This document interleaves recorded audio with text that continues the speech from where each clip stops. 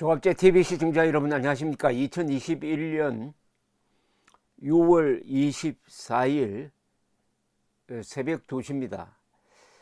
어제 홍준표 의원이 페이스북에 윤석열 전 총장에 대한 음해성 문건, 이른바 윤석열 X파일에 대한 입장을 밝혔는데, 여기에 대해서 전옥 전 의원이 윤석열 씨를 저격했다고 그럴까요? 윤석열 씨를 저격하는 홍준표 의원을 저격했습니다. 우선 홍준표 의원이 뭐라고 썼는지 제가 먼저 소개를 해드리고, 그 다음에 전옥 전 의원의 글을 소개를 해드리겠습니다. 판단은 여러분이 한번 해보시기 바랍니다. 홍준표 의원이 쓴 글은 이렇습니다. 송경길 민주당 대표께서 무엇을 근거로 윤석열 X파일에 대해 내가 잘 알고 있을 것으로 안다고 말씀하셨는지 모르나 나는 소위 윤석열 X파일을 본 일도 없고 알지도 못합니다. 다만 법의 상징인 검찰총장 출신이 언론 보도에 의하면 20가지 본인과 가족 비리 의혹이 있다는 것은 참으로 유감스러운 일입니다. 공직자는 늘 사찰을 당하고 삽니다. 나는 초임검사 이래 36년간 늘 사찰당하고 살아서도 전혀 불편하지 않았습니다. 또 검찰총장은 대검 범정과를 통해 범죄정보과인 모양입니다. 범정과를 통해 늘 범죄정보를 수집하는 과정에서 사찰을 하는 게 직무입니다. 판사 사찰에서 나타났듯이 사찰을 늘 지휘했던 분이 불법 사찰 운운으로 검증을 피해가려고 하는 것은 올바른 태도가 아닙니다. 정치판은 없는 것도 만들어내는 판인데 있는 의혹을 불법 사찰 운운으로 피해갈 수 있겠습니까? 정면 돌파해 본인과 가족들의 국민적 의혹을 해소하시기 바랍니다. 옛날과 달리 지금은 유리할 속 세상입니다. 요 홍준표 의원의 글에는 논리적 모순이 있습니다. 어떤 논리 있느냐? 우선 윤석열 X파일을 본 일도 없고 알지도 못한다고 그랬어요. 그러면 이 내용이 거짓말인지 근거가 있는지 모른다는 겁니다. 그런데 모르는 걸 근거로 해가지고 단순히 그 안에 20가지 정도의 의혹, 주장이죠. 일방적 주장이 있다는 걸 근거로 해가지고 유감스러운 일이라고 하면은 모순이지 않습니까?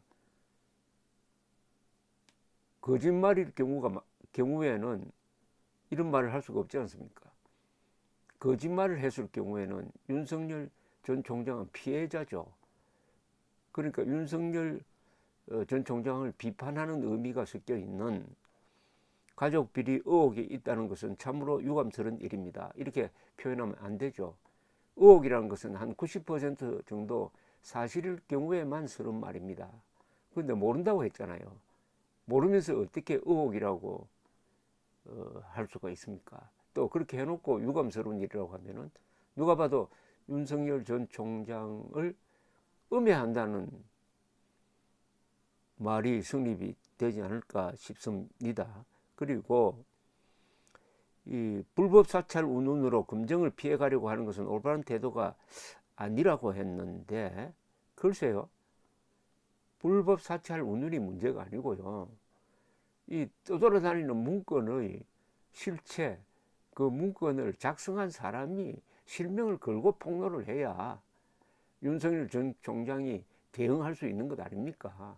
정체불명인데 거기에 대해서 윤석열 전 총장 보고 대응을 하라, 화끈하게 털어놓으라고 하면은 어떻게 하느냐 이겁니다.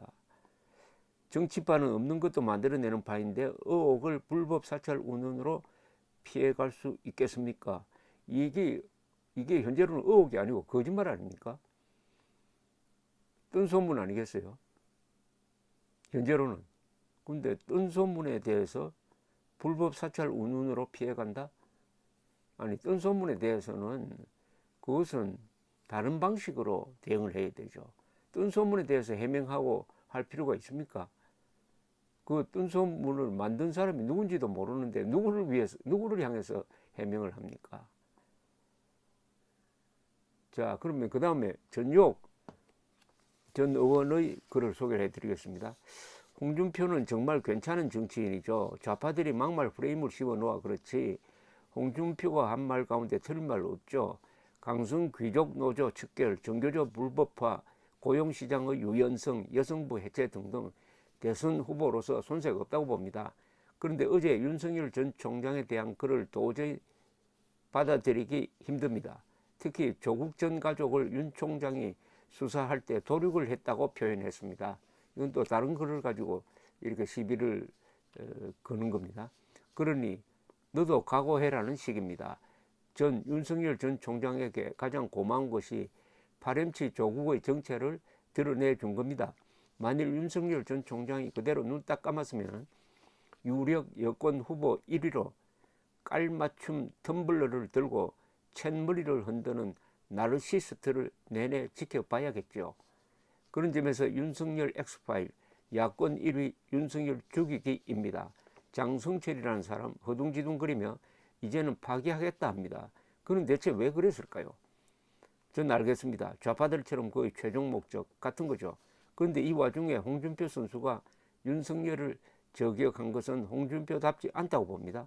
네거티브는 뒤처진 자의 가장 효과적 수단인 것은 분명합니다. 그러나 또 분명한 것은 네거티브로는 절대 승리할 수 없다는 겁니다. 홍준표는 보수가 기억해야 할 정치인입니다. 지난 탄핵 직후 홍준표는 출마했습니다. 그 어떤 지원도 없었습니다. 슬픈 대선을 치렀다는 그의 말 가슴이 아립니다. 그러나 윤석열에 대해 후배로서 격려하며 가슴 설레는 경쟁을 하자고 등 두드리며 함께 했으면 좋겠습니다. 제가 겪은 홍준표 참 포지티브한 사람이었기 때문입니다.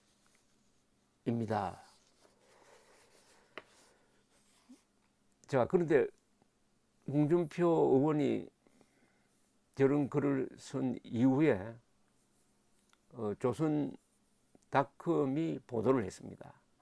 이 떠돌아다니는 여러 이른바 엑스파일 중에 하나가 친문 유튜브가 만든 것인데 그 친문 유튜브에서 뭐라고 했느냐 하면은 떠돌아다니는 것은 우리의 취재 노트에 불과하다 라고 해명을 했답니다. 취재 노트라는 것은 거기는 거짓말도 들어있고 풍문도 들어있는 겁니다. 취재 노트가 의혹이 될 수가 있겠습니까?